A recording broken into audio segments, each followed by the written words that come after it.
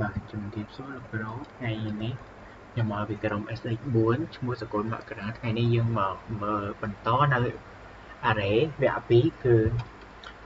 array 3វិមាត្រឥឡូវយើងមាន integer យើងមាន variable មួយដែលជា integer ជា array 3វិមាត្រដែលសារថាវាមានសញ្ញាចុច2ហ្នឹងក្បៀស2នៅក្នុង square bracket ហ្នឹងហើយមានឈ្មោះថា school score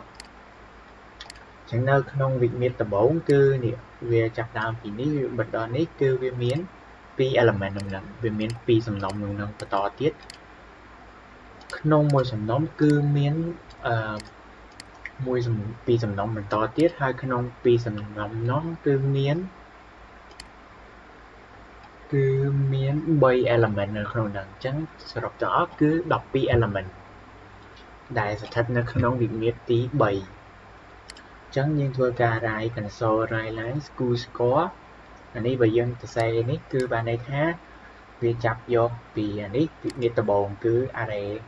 នេះលេខ0ហើយវាយកលេខចូលមកវាយកសំណុំនេះធាតុទី1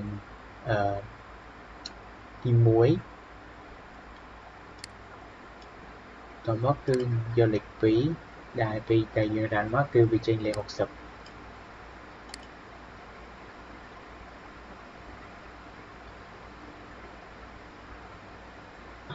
តមកយើងធ្វើការដាក់ loop មួយគឺ for ដាក់ integer ស្មើ0 school score get let ដាក់ដំបូងគឺប្រើ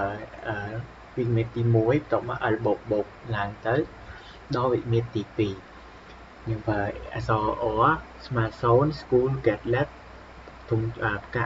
បើកវងកញ្ចក់លេខ1ហើយ or បូកបន្ទាប់មកយើងប្រើ loop មួយតង់ទៀត